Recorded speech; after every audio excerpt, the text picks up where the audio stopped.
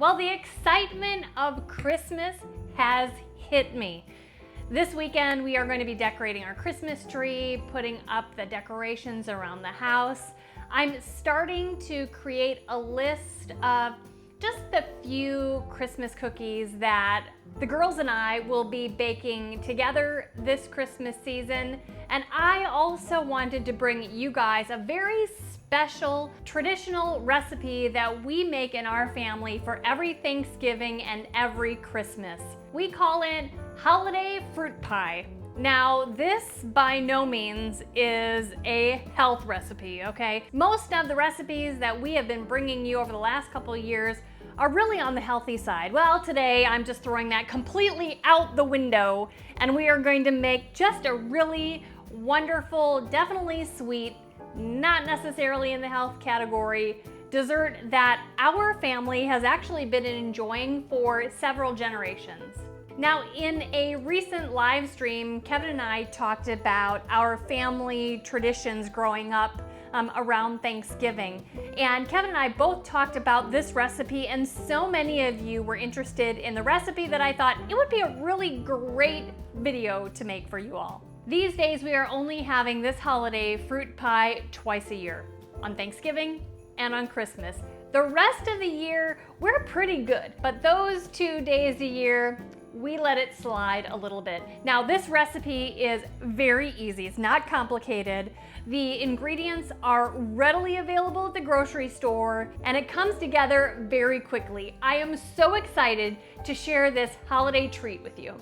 Now, this special fruit pie has 4 main components.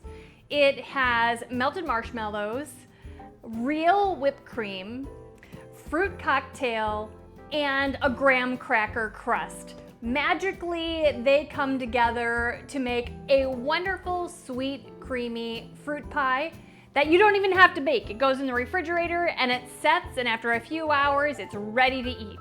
We are going to start by making the whipped cream. And whipped cream is so easy to make homemade, you guys. I encourage you to use real whipped cream rather than Cool Whip from the grocery store. I mean, I know that this isn't going to be a healthy recipe anyway, but you guys, Cool Whip is so bad. It is just filled with not very good oils, and honestly, it's primarily just like whipped oil.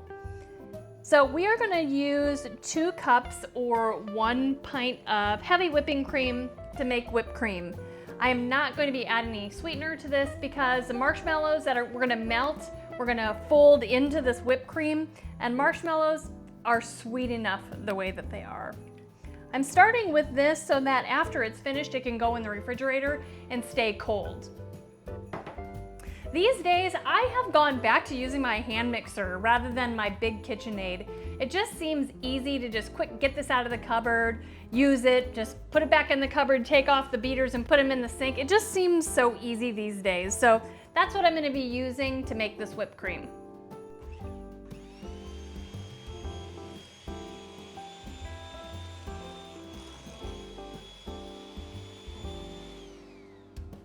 Okay, step 1 is done.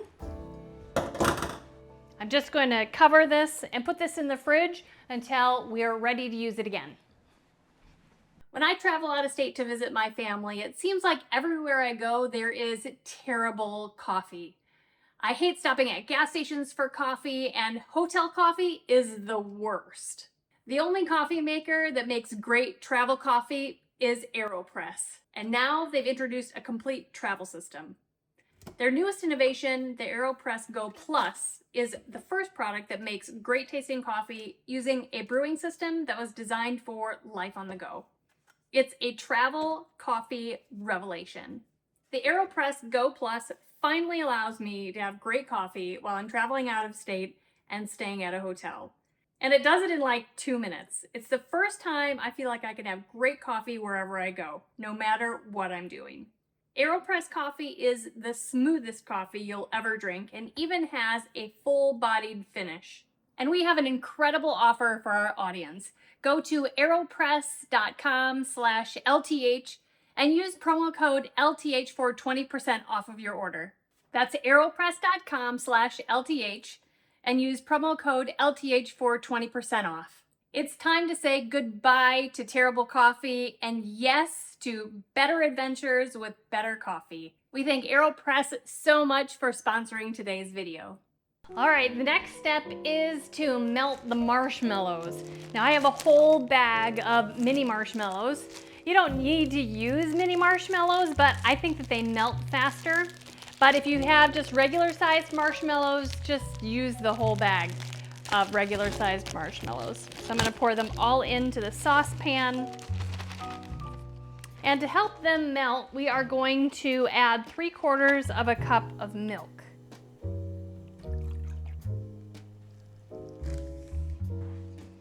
I'm just gonna mix these around.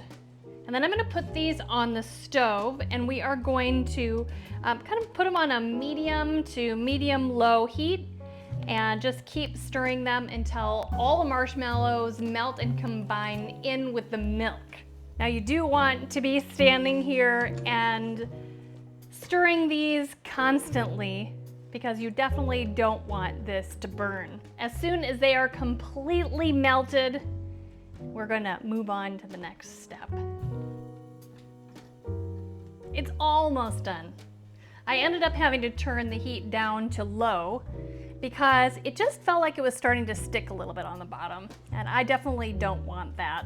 Now, the flavor of toasted marshmallows really isn't a horrible thing, but I don't want it to burn.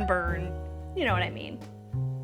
As I'm mixing this up, you can see that like almost all the marshmallows are completely melted. I'm just gonna transfer this onto the counter. It can cool a little bit and these teeny tiny bits of marshmallow can continue melting. We'll move on to the next step. Now, the next step is also very easy. We are gonna drain 2 cans of fruit cocktail. Now, originally this recipe called for 1 can of fruit cocktail and 1 can of crushed pineapple. And you can make it that way also. It's very good. But like 26 years ago, our family stopped using the pineapple because I really don't like pineapple. So instead, we substituted another can of fruit cocktail. I appreciated the change. It wasn't necessary. I just wouldn't have eaten it otherwise. But as a family, we agreed that switching to 2 cans of fruit cocktail and omitting the crushed pineapple was an okay thing. Okay, so we're just gonna drain these. It really is important to drain these and drain them really well because you don't want your filling to be runny.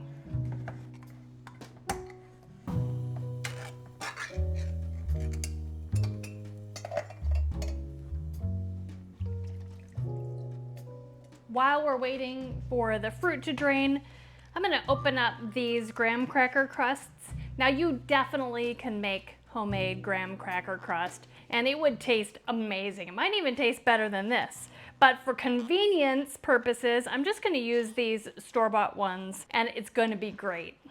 So you may be asking yourself, okay, if Kevin and Sarah are only gonna eat this pie on Thanksgiving and on Christmas Day, it's neither of those days. So what are we gonna do with these pies? We're gonna eat them anyway? Actually, no.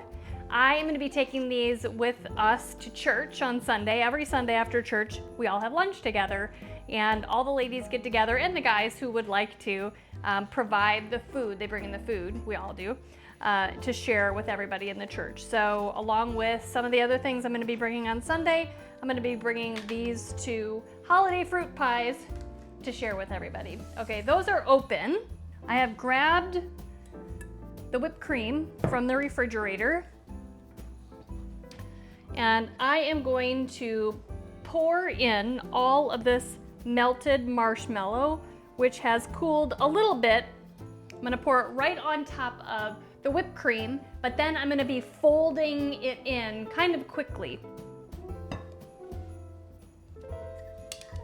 I'm not gonna go crazy, like just mixing.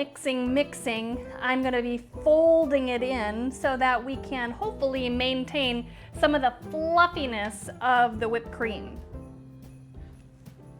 And the sweetness of the marshmallow combines with the creaminess of the whipped cream and just makes it such a wonderful texture and a wonderful level of sweetness. Okay, this is nearly 100% combined. So now I'm gonna add in the fruit, and then we're going to fold the fruit in as well.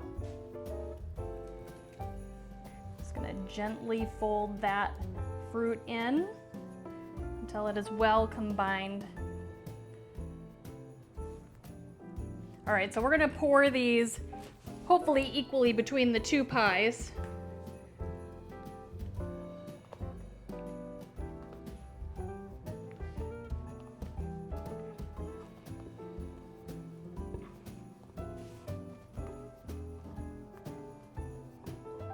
I'm just gonna jiggle those down a little bit and even them out. One thing that is so nice about getting these graham cracker crusts pre-made from the store is that they come with this top. You can just put the top on.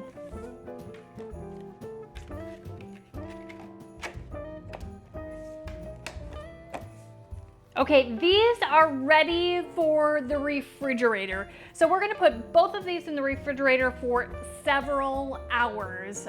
Overnight would be best, even 24 hours. So this is a fantastic make ahead dessert for a special occasion, definitely for holidays. So I'm gonna put these in the refrigerator. I'm gonna let them set up for a few hours. Then we'll come back and I will cut a slice so you can see how wonderful they look. Even though it's not a holiday, I will take a small slice to make sure it still tastes good enough to take to church and share.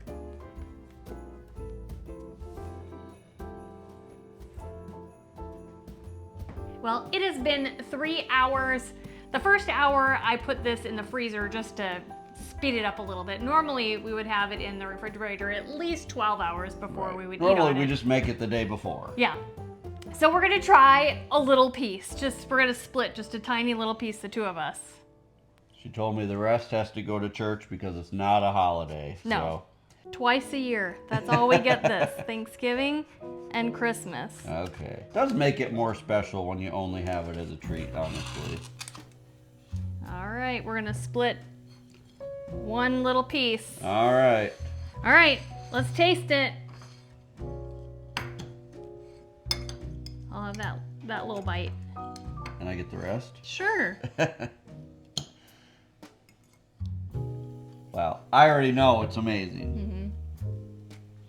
Tastes like Thanksgiving. Yep, tastes like our holiday fruit pie. Mm-hmm. It is so fun to create traditions in your family that just go from generation to generation.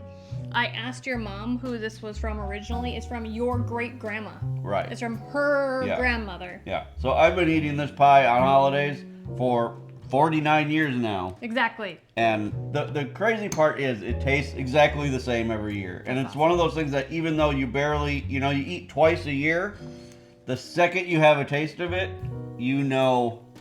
like it's the same all the time. This is a weird comparison, but the same thing happens to me every spring when I pick the first green bean out of the garden, is that you take a bite and you're just like, wow, it's like exactly the same every year. So you guys, this really is a wonderful combination of flavors. It's a very easy recipe, not many steps, easy to get all of these ingredients. I will make sure to write out the recipe for you and put it in the description of this video. So make sure that you try it and let us know what you think. Right. Definitely reserve it for your holidays. This is not health food. No. This is not something you should eat every day. No. But it is something that will bring a good smile to your face when you do have it. You guys, let me know what kind of traditional food or maybe dessert you guys have every year for your holidays. Let me know in the comment section below. I would love to see what other kinds of traditions you all have during your holidays. And I'm sure my great-grandma, who probably never even imagined of something like the internet, would be smiling to know that now people all over the world might be making her fruit pie. Yeah, it's awesome. So you guys, I hope that you enjoyed spending some time with me in the kitchen. It's been a long time, especially a long time since we've made something pretty unhealthy, but tasty nonetheless. If you're enjoying videos like this, make sure that you hit the subscribe button and the thumbs up. We appreciate that. Remember, the best way you can help us here on the Homestead is to share our videos on your social media. This would be a great one to share for kind of holiday preparedness. Until next time, thank you so much for stopping by our homestead. Take care and God bless. God bless.